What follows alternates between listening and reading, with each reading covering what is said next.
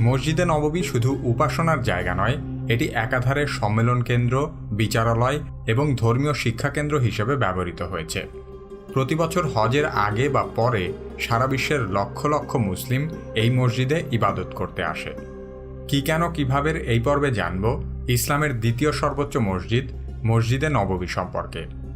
আমাদের এই পর্বটি স্পন্সর করেছে ঘুরি লার্নিং প্রেজেন্টস বিবিসি জানালা। ঘরে বসে ইংরেজি শেখার সহজ ও কার্যকরী এক মাধ্যম বিবিসি জানালা। ভিডিও ডিসক্রিপশনে তাদের লিংক দেয়া আছে।